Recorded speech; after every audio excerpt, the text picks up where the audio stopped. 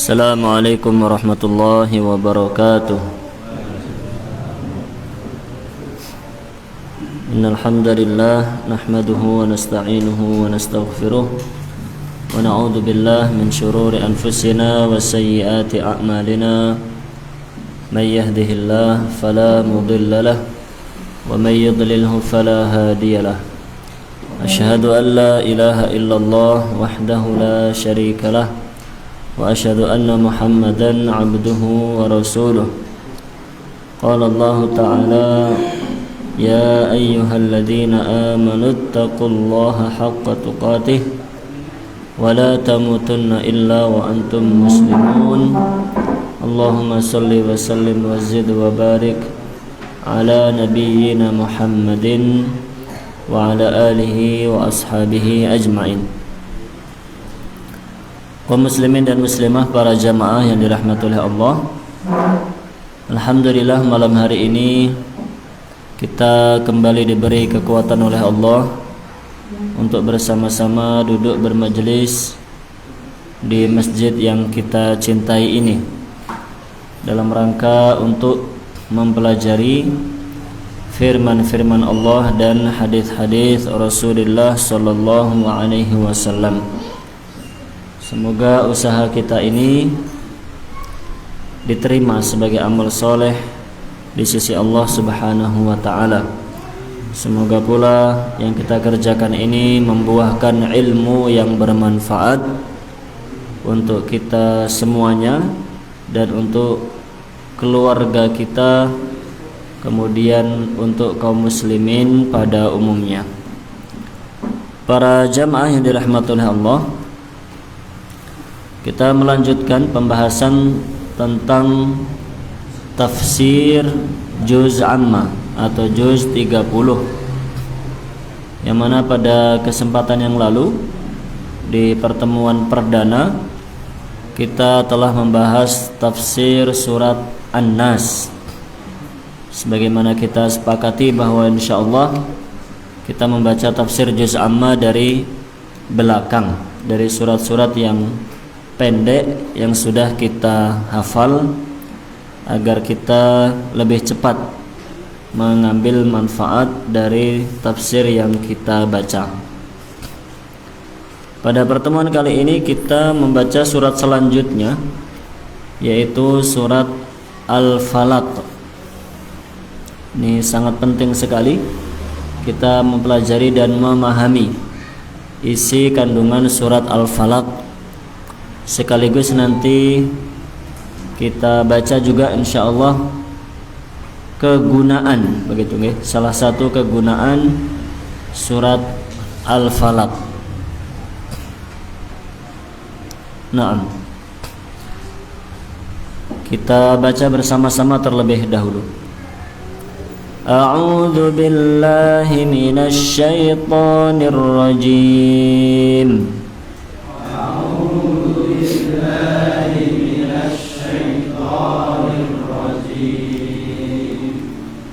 Bismillahirrahmanirrahim.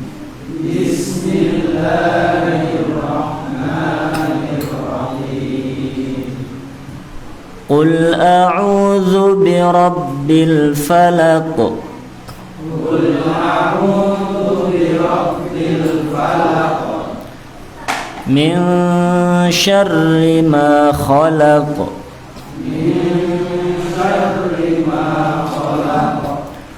Wa min syarri ghasiqin idza waqab.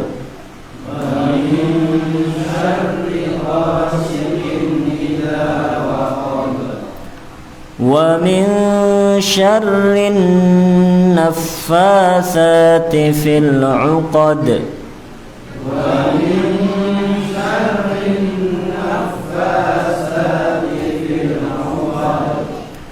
Wa min syarri hasidin idza hasad.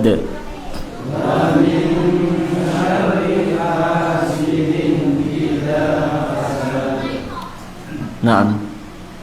Ayat yang pertama, Qul a'udzu birabbil falaq. Katakanlah, Aku berlindung kepada Tuhan yang menguasai subuh, menguasai waktu subuh.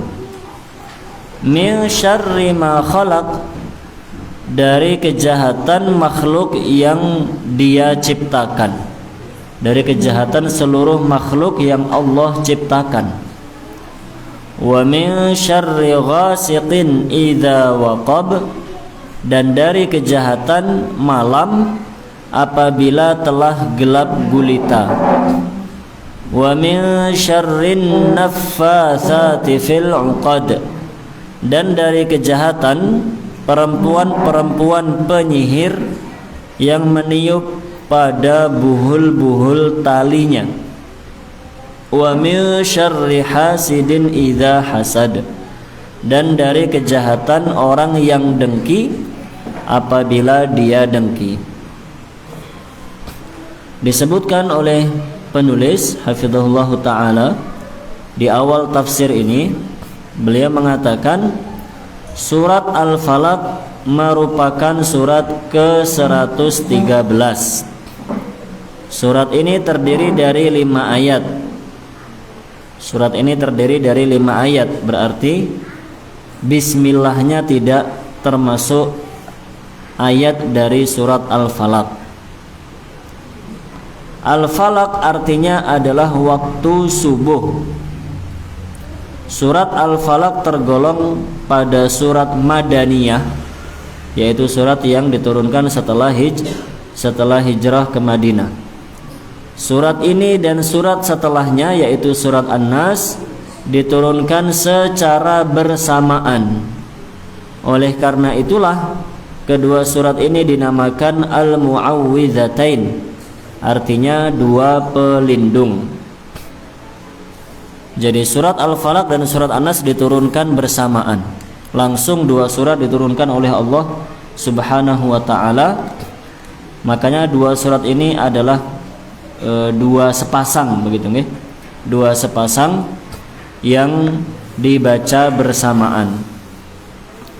Penyebab turunnya surat Al-Falaq, di sini disebutkan sebab turunnya surat Al-Falaq.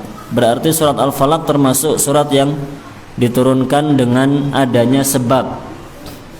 Karena ayat-ayat Al-Quran ada yang diturunkan karena adanya sebab, dinamakan dengan surat atau ayat sababiyah. Ada pula yang diturunkan tanpa sebab, artinya tanpa ada kejadian, tanpa ada pertanyaan, tanpa ada masalah, namun Allah menurunkan begitu saja wahyu kepada Rasulullah sallallahu alaihi wasallam. Ayat atau surat seperti itu dinamakan dengan ibtidaiyah, yang langsung diturunkan oleh Allah Subhanahu wa taala. Adapun penyebab turunnya surat Al-Falaq, ini penting untuk kita pahami dan kita ketahui terkait dengan prinsip dalam akidah kita. Beliau menyebutkan, sebagian ahli tafsir menyebutkan penyebab turunnya surat ini yaitu ketika Nabi sallallahu alaihi wasallam disihir oleh seorang Yahudi yang bernama Lubid bin Al-A'sam di kota Madinah. Akibatnya Nabi sempat tersihir selama beberapa waktu. Efek sihir tersebut adalah beliau seperti melakukan sesuatu padahal hanya halusinasi atau tidak pernah melakukannya. Misalnya, beliau seolah-olah merasa telah mendatangi atau menggauli istri-istrinya padahal sebenarnya tidak. Kemudian Allah menurunkan Al-Mu'awwidzatain, yaitu surat Al-Falaq dan surat An-Nas. Maka Nabi pun membaca kedua surat tersebut dan akhirnya beliau sembuh atas izin Allah Subhanahu wa ta'ala. Nggih niku sebab turunnya surat Al-Falaq, surat An-Nas, yaitu diturunkan sebagai ruqyah, berarti nggih diturunkan oleh Allah untuk meruqyah Nabi Muhammad sallallahu alaihi wasallam ketika beliau terkena sihir. Lah niki terkait dengan keyakinan kita dalam agama Islam bahwa kita meyakini adanya sihir. Sihir itu ada. Artinya ada kekuatan yang namanya kekuatan sihir. Yang mana kekuatan sihir itu diadakan oleh para dukun, para yang sejenis dengan itu, paranormal dan sebagainya, dengan bantuan jin, yang mengajak dia untuk berbuat kufur dan ingkar kepada Allah Subhanahu wa taala. Semakin dukun itu kufur kepada Allah, maka sihirnya semakin mantap, begitu nih. Sihir itu semakin orangnya kufur, semakin kurang ajar begitu terhadap Allah Subhanahu wa taala, maka dia akan diberi bantuan semakin besar oleh jin tersebut. Kita meyakini ada yang namanya sihir, maka kita semuanya berpotensi bisa terkena sihir. Bahkan Nabi Muhammad SAW saja, manusia terbaik yang iman dan takwanya paling sempurna, beliau juga pernah terkena sihir. Maka tidak benar jika ada sebagian kaum muslimin yang mengatakan sihir itu tidak ada. Sihir itu tidak ada. Orang kalau katanya terkena sihir itu sebenarnya bukan terkena sihir, dia hanya terganggu mentalnya, dia hanya terganggu psikisnya misalnya. Tidak demikian.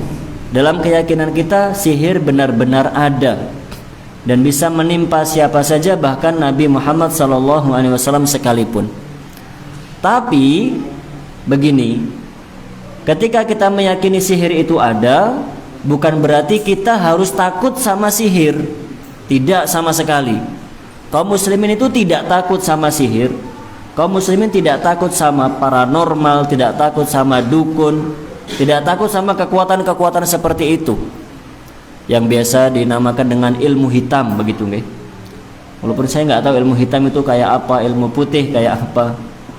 Nanti makanya karena ada istilah ilmu hitam, ada istilah ilmu putih, terus muncul lagi sekarang pesulap merah, begitu kan? Nanti ada lagi akan muncul dengan warna lain lagi, wallahu a'lam. Makanya tidak usah main-main warna-warni seperti itu. Pokoknya dalam agama Islam kita yakin percaya ada yang namanya sihir, tapi kita sama sekali tidak takut dengan sihir. Kita tidak takut kepada setan, jin, kita tidak takut kepada mereka. Kenapa? Karena Allah sudah menjelaskan dalam Al-Quranul Karim, inna kaidasyaitan kana dha'ifa. Sesungguhnya tipu daya setan itu lemah. Sesungguhnya kekuatan setan itu sebesar apapun, itu adalah kekuatan yang sangat lemah. Karena dengan kita membacakan ayat-ayat Al-Quran, di antaranya surat Al-Falaq dan surat An-Nas, maka sihir itu akan hilang sendiri, akan kalah. Mana buktinya? Niki buktinya, Nabi Muhammad SAW terkena sihir, beliau meruqyah dirinya sendiri. Beliau meruqyah dirinya sendiri dengan membaca surat Al-Falaq dan surat An-Nas. Dengan izin Allah kemudian sembuh dari sihirnya. Berarti melawan sihir niku mudah atau mudah berarti? Mudah saja melawan sihir itu, jangan takut, gampang. Baca Al-Falaq, An-Nas selesai. Baca ayat kursi selesai. Tidak usah takut, karena Nabi Muhammad SAW pun demikian. Membaca surat ini maka dengan izin Allah beliau sembuh dari sihirnya. Begitu, jadi dibedakan. Kita meyakini ada sihir, tapi kita tidak takut sama sihir, karena kita memiliki pelindung yang maha kuat, yaitu Allah Subhanahu wa ta'ala. Dan dari situ juga kita simpulkan, para jamaah yang dirahmati Allah, bahwa ruqyah itu gampang. Ruqyah itu sesuatu yang gampang. Ruqyah itu bisa kita lakukan dengan ayat yang sudah kita hafal semuanya. Ruqyah itu bisa dengan baca Al-Fatihah. Insya Allah tidak ada yang di sini tidak hafal Al-Fatihah. Semua kita hafal Al-Fatihah. Baca Al-Falaq, baca An-Nas, baca Al-Ikhlas, baca ayat kursi. Itulah ruqyah. Baca ayat-ayat itu kita meruqyah diri kita sendiri. Dengan izin Allah kita dilindungi, kita dibebaskan dari sihir ataupun gangguan jin. Ruqyah itu mudah. Maka jangan ada di antara kita mengira ruqyah itu susah. harus membaca bacaan-bacaan yang sulit, yang tidak dimengerti, yang kita tidak hafal, entah pakai bahasa apa. Mantra-mantra harus qomat kamit begitu misalnya, harus qomat kamit macam-macam. Tidak, sama sekali tidak. Ruqyah itu mudah, kita semuanya bisa meruqyah diri kita masing-masing. Makanya misalnya kita merasa kok kayak terganggu begitu dengan jin, dengan setan, gak usah minta tolong sama siapa-siapa, baca sendiri saja. Baca Al-Fatihah, Al-Falaq, An-Nas, Al-Ikhlas, surat ayat kursi, selesai. Okay. Atau misalnya ada keluarga kita yang kerasukan misalnya, waliyadzubillah, qadarullah kerasukan misalnya keluarga kita, maka tidak usah bingung-bingung minta tolong sama siapa-siapa. Langkah pertama kita ruqyah sendiri, langsung selesai. Baca Al-Fatihah, Al-Ikhlas, Al-Falaq, An-Nas, baca ayat kursi. Sekali baca belum mempan, baca lagi, diulang-ulang. Memang begitu, ruqyah itu diulang-ulang begitu. Jangan sekali nggak mempan Ustadz begitu. Ya baru satu kali, harus berkali-kali dicoba terus begitu. Jadi ruqyah itu mudah. Jangan kemudian karena ada di TV-TV itu, enggak ada di TV-TV apa namanya, Ustadz ruqyah atau apa itu, atau laskar ruqyah atau apa bahasanya, saya tidak tahu, nggak pernah nonton TV. Nggih. Pokoknya ada orang-orang yang menawarkan jasa ruqyah. Kemudian ketika meruqyah itu bacaannya susah-susah sekali, harus baca ini, baca itu, entah pakai bahasa apa, panjang sekali bacaannya. Akhirnya tertanam dalam benak kaum muslimin, ruqyah itu susah sekali. Kalau meruqyah harus minta tolong sama orang-orang itu. Padahal tidak, ruqyah itu mudah, bacaannya sudah kita hafal semuanya. Begitu nggih? Maka kita tidak perlu takut kepada jin, tidak perlu takut kepada setan, tidak perlu takut kepada tukang sihir, tidak perlu takut kepada yang lain-lainnya. Kita memiliki zat yang maha kuat, pelindung yang maha kuat, yaitu Allah Subhanahu wa ta'ala. Oke. Halaman selanjutnya, halaman 718. Di sini penulis menyebutkan contoh lain. Contoh lain bahwa para nabi dan rasul juga bisa terkena sihir. Yang disebutkan di sini adalah Nabi Musa. Disebutkan di sini di halaman 718, sebelum Nabi Muhammad sallallahu alaihi wasallam, Nabi Musa alaihi salam juga yang pernah terkena sihir. Nabi Musa juga pernah terkena sihir, yaitu dalam kisahnya Nabi Musa yang disebutkan dalam surat Thaha ini. Ketika Nabi Musa mendatangi Fir'aun untuk berdakwah, kan Fir'aun menuduh ketika Nabi Musa menunjukkan mukjizatnya begitu nggih. Nabi Musa menunjukkan mukjizatnya, Fir'aun menuduh kamu itu tukang sihir, bukan nabi, bukan rasul. Maka Fir'aun memanggil semua pasukan-pasukan tukang sihirnya. Diadulah sihirnya mereka dengan mukjizatnya Nabi Musa alaihi salam. Lah di antara yang Allah kisahkan adalah dalam ayat ini. Berkata Nabi Musa kepada para ahli sihirnya Fir'aun itu, silahkan kalian melemparkan talinya, melemparkan tongkat mereka. Maka tiba-tiba tali-tali itu dan tongkat-tongkat itu terbayang kepada Musa seakan-akan dia merayap cepat, seakan-akan tali itu menjadi ular lantaran sihir mereka. Maka Musa merasa takut dalam hatinya. Kata Ustaz Firanda hafizahullah ta'ala setelahnya, Nabi Musa takut melihat ular-ular yang bergerak, padahal tidak ada ular di situ, melainkan hanya tongkat-tongkat dan tali-tali yang dilemparkan oleh tukang sihirnya Fir'aun. Berarti ketika Nabi Musa merasa takut karena yang beliau lihat itu seakan-akan ular yang hidup, berarti ketika itu beliau terkena sihirnya tukang sihirnya Fir'aun. Padahal itu bukan ular, itu cuma tali, cuma tongkat. Karena disihir oleh mereka, Nabi Musa melihatnya seperti ular yang hidup. Berarti itu menunjukkan bahwa Nabi juga bisa terkena sihir. Artinya kita pun demikian, hanya saja sekali lagi tidak perlu takut kepada mereka. Dan juga bukan berarti kalau Nabi SAW bisa terkena sihir, berarti bisa jadi beliau salah ketika mengajarkan agama. Pas beliau terkena sihir, kan berarti sedang tidak sehat berarti kan. Bisa jadi beliau salah ketika mengajarkan hukum-hukum agama, salah ketika menyampaikan ayat Al-Quran. Terus bagaimana? Maka jawabannya tidak. Ketika beliau terkena sihir, maka beliau beristirahat, tidak mengajarkan ayat, tidak mengajarkan hukum-hukum.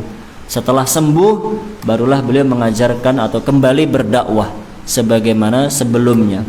Maka tidak perlu didengarkan. Nanti kalau ada orang-orang liberal mengatakan begitu, kalau Nabi Muhammad SAW itu bisa disihir, berarti ayat Al-Quran itu kemungkinan ada yang salah, karena bisa jadi disampaikan ketika beliau sedang terkena sihir. Maka jawabannya tidak. Ketika beliau terkena sihir, maka beliau beristirahat sampai diturunkan 2 surat ini, kemudian beliau sembuh dan kembali berdakwah. Nah, ayat yang pertama, Qul a'udzu birabbil falaq. Di sini dijelaskan ada beberapa pendapat tentang makna al-falaq. Pendapat yang pertama dan paling kuat adalah seperti yang dijelaskan Al-Hafidz Ibnu Katsir dalam tafsirnya, yaitu subuh. Falak itu artinya subuh. Berarti makna ayat yang pertama ini, aku berlindung kepada Allah yang menguasai waktu subuh. Yang menguasai waktu subuh.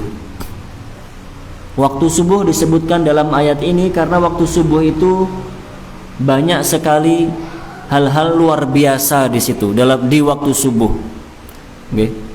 Waktu subuh itu kita merasakan udaranya segar, masya Allah, okay. Sejuk. Kita bangun kemudian sholat, itu rasanya tubuh menjadi sehat, semangat, okay. Suasana enak, tenang begitu. Tidak ada kebisingan, tidak ada orang berantem di waktu subuh, kecuali orang-orang yang tertentu saja.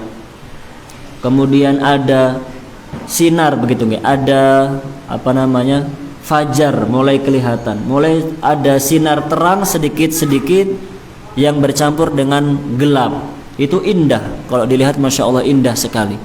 Karena begitu luar biasa waktu subuh sampai disebutkan di sini secara khusus. Berlindung kepada Allah, Tuhan yang menguasai waktu subuh. Nah, ayat yang kedua, min syarri ma khalaq, dari kejahatan makhluk yang Dia ciptakan, makhluk yang diciptakan oleh Allah. Penjelasannya, kata ma pada ayat ini yaitu ma al-mausulah, sehingga maknanya adalah berlindung dari keburukan segala sesuatu. Ini penjelasan dari sisi bahasa Arab, nggih. Dari bahasa Arab itu ma itu banyak jenisnya. Ada ma untuk bertanya, ada ma mausulah seperti dalam ayat ini, ada ma nafiyah, banyak, ada ma al-hijaziyah, banyak sekali jenis-jenis ma. Nah, di sini belum menerangkan kata ma dalam ayat ini adalah ma mausulah yang artinya umum. Maka arti ayat ini mencakup kita berlindung kepada Allah dari keburukan semua makhluk yang diciptakan oleh Allah. Allah menyuruh kita berlindung dari segala keburukan karena bahkan ada benda atau orang-orang terdekat kita yang mempunyai keburukan. Bahkan istri dan anak-anak terkadang mendatangkan keburukan. Artinya, kenapa Allah memerintahkan kita berlindung dari keburukan seluruh makhluknya? Karena seluruh makhluk itu berpotensi mendatangkan keburukan. Istri kita sendiri, istri itu juga kadang-kadang mengajak kepada keburukan, guys. Kita mau sholat maghrib, kita mau sholat isya berjamaah, tapi diajak belanja. Akhirnya belanja sudah nggak dengar azan. Kan kalau sudah masuk mall itu nggak dengar azan. Dan di dalam mall udah nggak kedengaran azan. Yang terdengar ya musik, ya suara promo dan segala macam. Itu istri. Anak juga begitu. Kadang-kadang anak itu aslinya kan nikmat besar, masya Allah. Anak itu nikmat karunia. Tapi juga bisa mendatangkan keburukan juga. Jadi kita mau pengajian, anaknya rewel, nggak jadi berangkat akhirnya. Kan bisa begitu. Kita mau silaturahim, anaknya sakit, jadi terhalang amal soleh kita. dan seterusnya. Bahkan diri kita sendiri itu bisa mendatangkan keburukan untuk kita sendiri, kan begitu? Karena dalam ayat innan nafsa la'ammaratun bisu, sesungguhnya jiwa itu memerintahkan kepada yang buruk-buruk. Diri kita sendiri itu seringkali menjerumuskan kita ke dalam keburukan. Ada nafsu di situ, ditambah lagi ada bisikan-bisikan setan. Maka dalam tafsirnya Syekh Utsaimin itu, di tafsirnya Syekh Utsaimin beliau mengatakan bahwa ayat kedua ini mencakup semua keburukan makhluk ciptaan Allah, termasuk diri kita sendiri. Kita berlindung kepada Allah dari keburukan diri kita sendiri. Artinya agar nafsu kita itu jangan terus-terusan mengajak kepada hal buruk. Artinya jangan kita itu kalah terus dengan hawa nafsu kita. Kita harus bisa mengalahkan dan mengatur hawa nafsu kita. Nah, kemudian ayat yang ketiga, wa min syarri ghasiqin idza waqab, dan dari kejahatan malam apabila telah gelap gulita. Pada malam hari, ruh-ruh jahat dan hewan-hewan yang mengganggu mulai bertebaran. Demikianlah kenyataan yang sering kita saksikan. Banyak orang yang melakukan kejahatannya pada malam hari. Pada waktu inilah orang-orang lalai karena beristirahat, sehingga dimanfaatkan oleh para penjahat. Pada malam hari pula banyak orang sibuk bermaksiat kepada Allah. Oleh karena itulah kita diperintahkan untuk berlindung dari keburukan malam.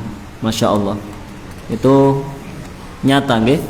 Malam itu banyak maksiat yang dilakukan di malam hari, baik maksiat dilakukan oleh individu perorangan ataupun maksiat berjamaah, banyak terjadi di malam hari.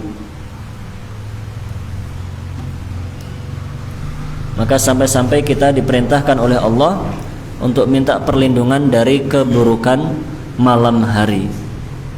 Nah,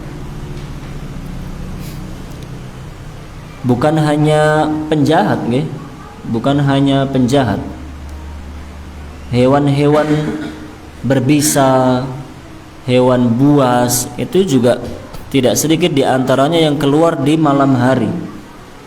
Nah, hewan-hewan berbahaya, kemudian orang-orang jahat tadi, begal, perampok, maka melancarkan aksinya di malam hari. Kita sampai diperintahkan untuk minta perlindungan dari keburukan malam hari. Yang keempat, ayat keempat, wa min syarrin naffatsati fil 'uqad, dan dari kejahatan perempuan-perempuan penyihir yang meniup pada buhul-buhul talinya.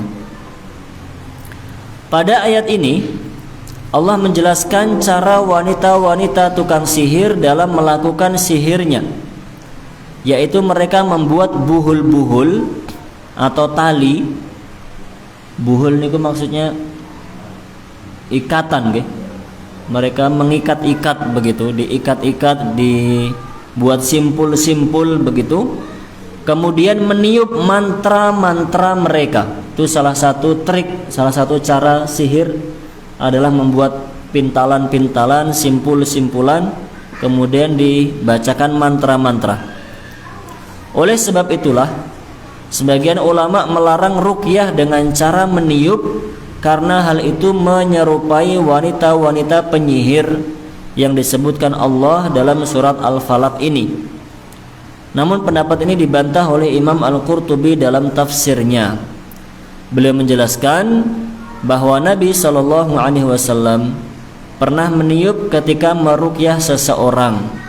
Oleh karena itu, ketika seseorang meruqyah dengan membaca Al-Quran, dia diperbolehkan meniup setelah membacakan surat-surat Al-Quran tersebut. Ini menyebutkan adanya perselisihan ulama dalam ruqyah, disebabkan ayat keempat dalam surat Al-Falaq ini. Karena Allah mengatakan wanita-wanita tukang sihir itu cara menyihirnya dengan meniup-niup tali yang sudah mereka siapkan. Maka ada sebagian ulama mengatakan berarti kalau ruqyah nggak usah pakai niup, biar tidak mirip dengan tukang sihir. Tapi yang benar seperti itu tidak mengapa, karena beda tukang sihir baca mantra, baca doa-doa yang syirik begitu kan, karena mereka minta tolong kepada jin, kepada selain Allah. Adapun ruqyah yang kita baca adalah ayat-ayat Al-Quran, adalah doa-doa kepada Allah Subhanahu wa ta'ala. Maka ketika meruqyah itu diantara caranya, misalnya baca Al-Fatihah begitu nggih. Kita misalnya tersengat di antara ruqyah itu, kita misalnya disengat hewan berbisa, kelabang, napa meleh? Ular misalnya nggih. Kemudian kalajengking misalnya. Kita disengat atau terkena bisa hewan-hewan seperti itu, maka kita dianjurkan untuk meruqyah diri sendiri dengan membaca Al-Fatihah misalnya, dibaca 7 kali, Alhamdulillahirabbil alamin sampai selesai, diulang lagi sampai 7 kali. Kemudian kita tiupkan di tempat yang terkena bisa tadi, ditiupkan di bagian tubuh yang terkena bisa. Itu diantara cara meruqyah. Ada lagi cara meruqyah kalau yang terkena sihir misalnya, maka dengan kita bacakan ayat-ayat ruqyah tadi, Al-Fatihah, Al-Falaq, Al-Ikhlas, An-Nas, ayat kursi. Kemudian kita tiupkan di di air dalam gelas. Kita tiupkan di gelas, kemudian airnya diminumkan kepada orang tersebut. Itu juga ada tuntunannya, wallahu a'lam. Artinya boleh meruqyah dengan cara seperti itu, boleh. Namun sebaiknya kita meruqyah diri sendiri jika merasa butuh untuk meruqyah. Nah, di sini disebutkan, kenapa yang disebutkan dalam ayat kok tukang sihir wanita, padahal tukang sihir pria juga banyak begitu. Disebutkan oleh penulis di sini, dijelaskan Allah mengkhususkan penyebutan wanita dalam ayat ini karena pada zaman itu wanita paling sering melakukan sihir di kalangan bangsa Arab. Hal ini disebabkan para wanita yang selalu melakukan rutinitas seperti menyiapkan makanan atau membersihkan rumah merasa kurang pekerjaan setelah melakukan rutinitas tersebut. Akhirnya banyak dari mereka yang terjebak dengan kegiatan sihir dan sejenisnya. Masya Allah. Orang dulu karena kurang kerjaan, bahasa kitanya kurang piknik begitu, banting setir jadi tukang sihir. Makanya sekarang kalau istrinya tuh kurang piknik, diajak piknik.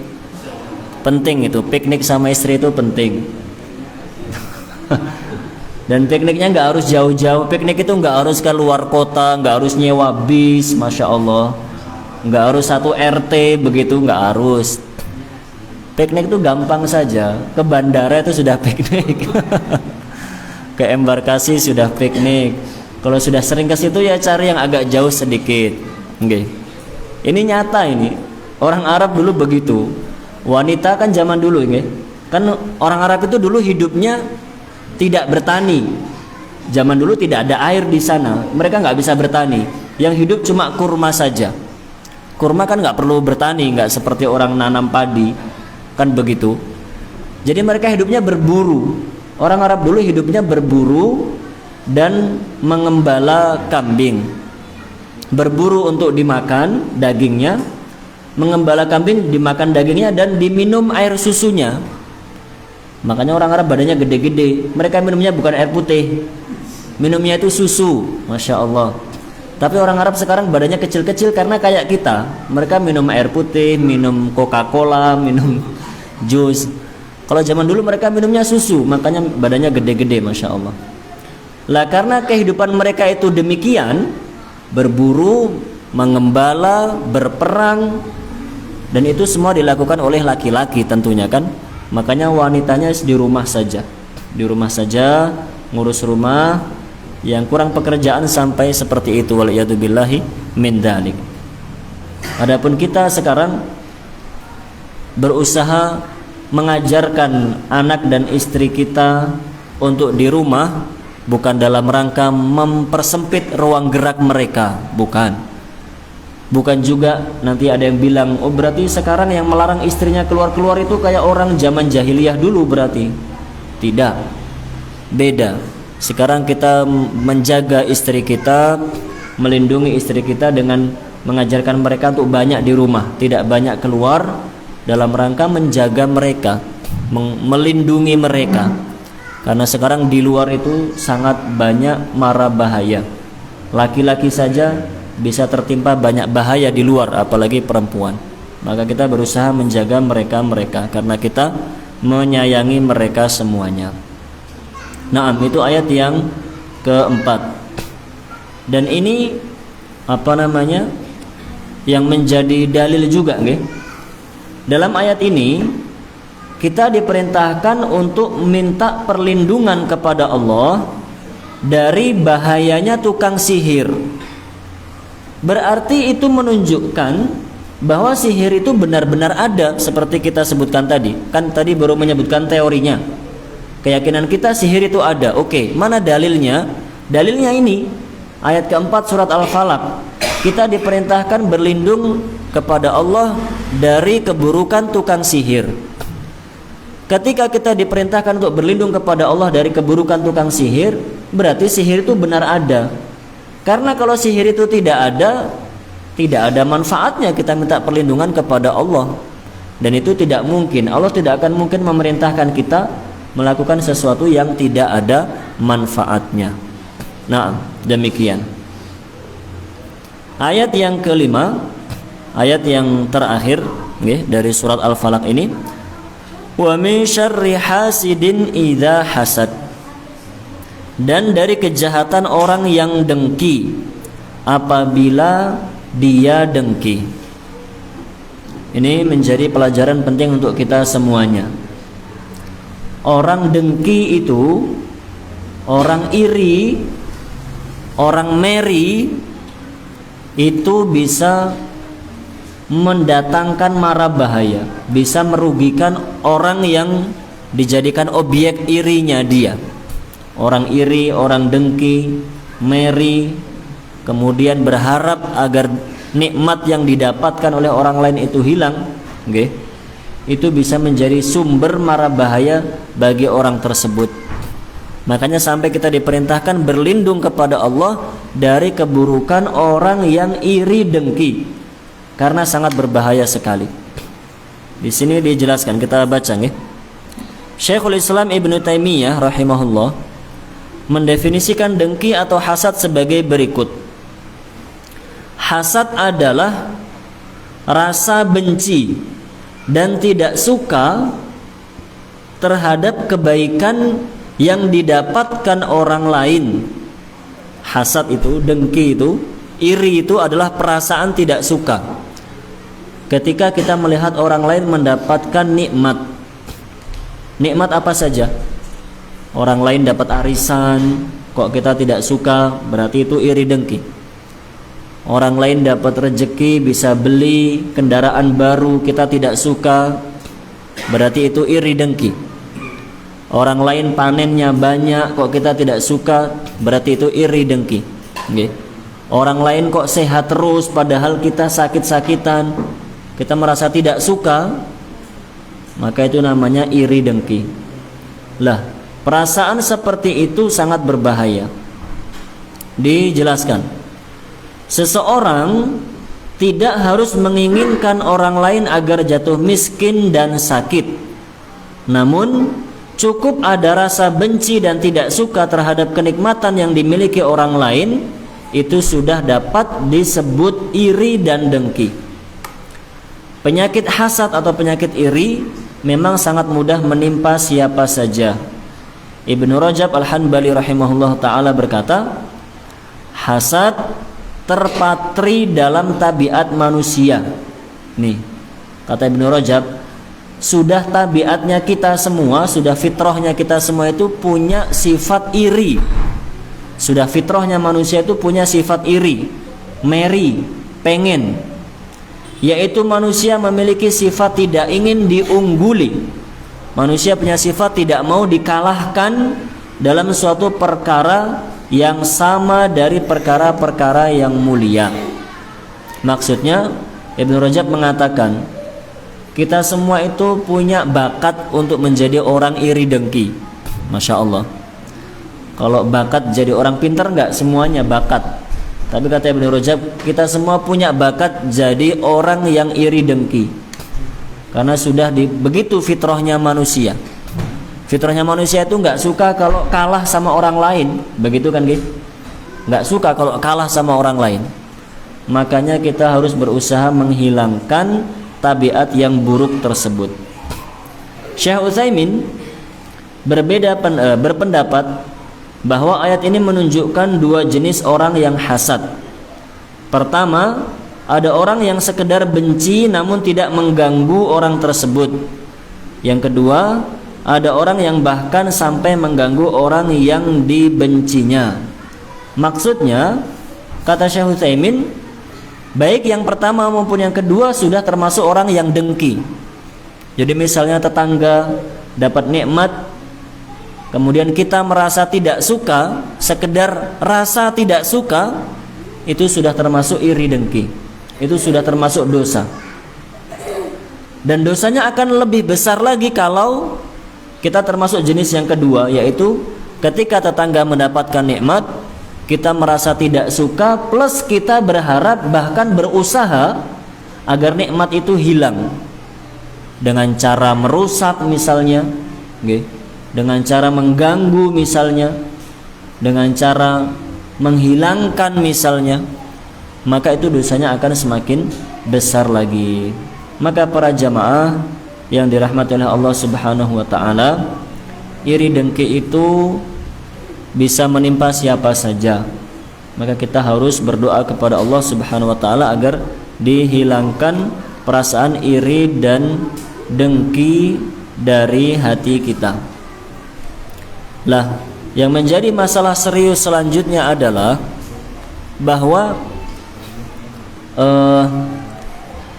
orang yang iri, orang yang dengki, orang yang tidak suka ketika orang lain mendapatkan nikmat, itu bisa jadi akan menyebabkan terjadinya penyakit ain, ya, yang disebut dengan penyakit ain. Insya Allah sudah sering disampaikan, kita ulang lagi biar tidak lupa. Ain itu artinya mata. Jadi dalam keyakinan agama Islam ada penyakit yang ditimbulkan dari pandangan mata orang yang tidak suka. Misalnya kita punya anak kecil, misalnya anak masih kecil, alhamdulillah anaknya cantik, masya Allah. Atau kalau laki-laki anaknya ganteng sekali, masya Allah.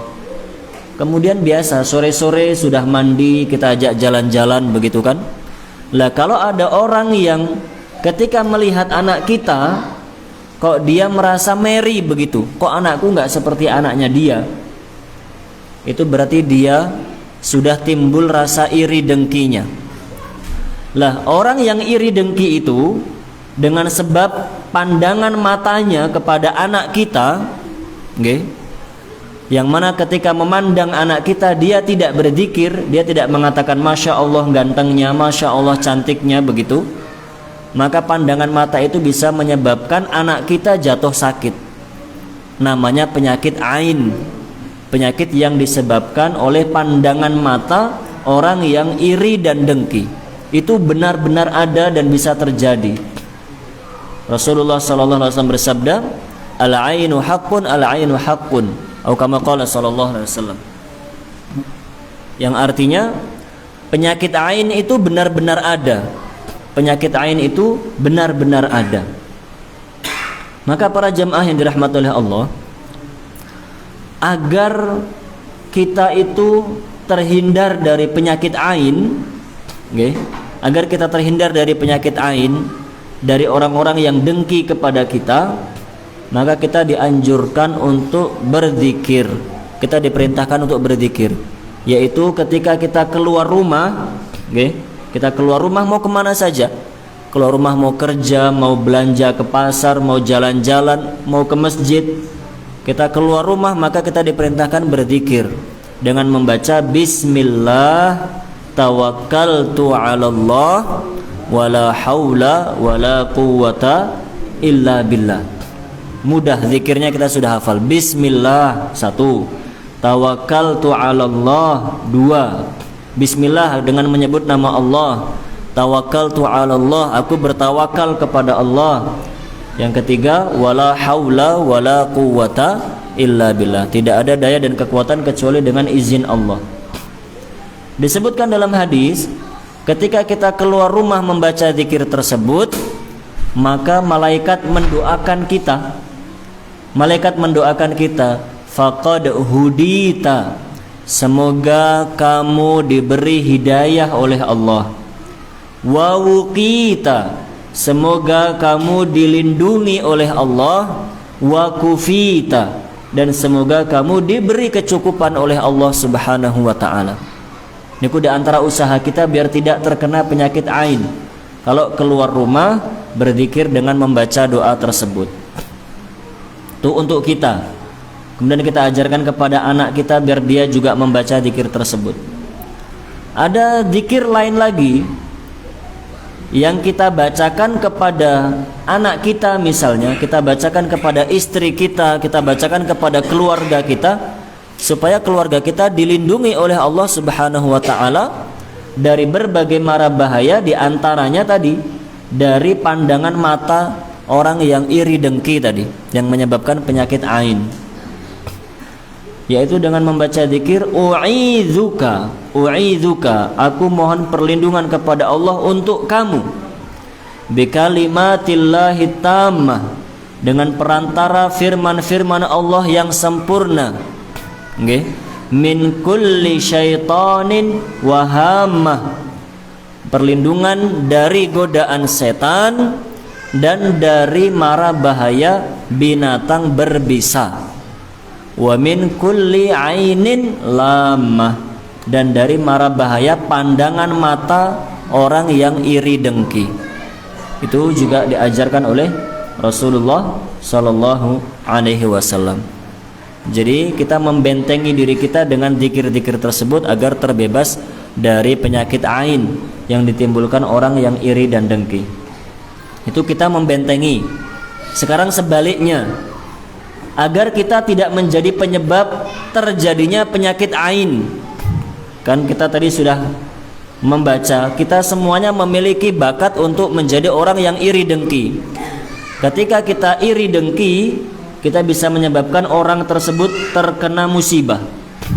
Maka para jamaah yang dirahmati oleh Allah, yang diajarkan oleh Rasulullah SAW, ketika kita melihat sesuatu yang mengagumkan yang dimiliki oleh orang lain, agar penyakit iri kita itu hilang dan tidak menyebabkan terjadinya penyakit ain, maka kita memuji Allah dengan membaca Masya Allah. Misalnya kayak tadi, anaknya teman kok imut sekali, maka jangan cuma dipuji-puji, oh cantiknya, oh gantengnya, tidak.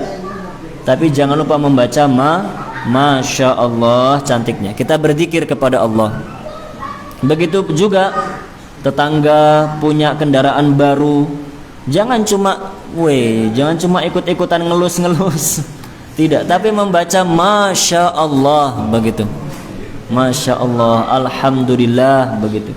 Dengan itu kita tidak menjadi penyebab terjadinya penyakit ain, begitu. Karena bisa jadi kita menyebabkan terjadinya penyakit ain. Masya Allah, begitu membacanya.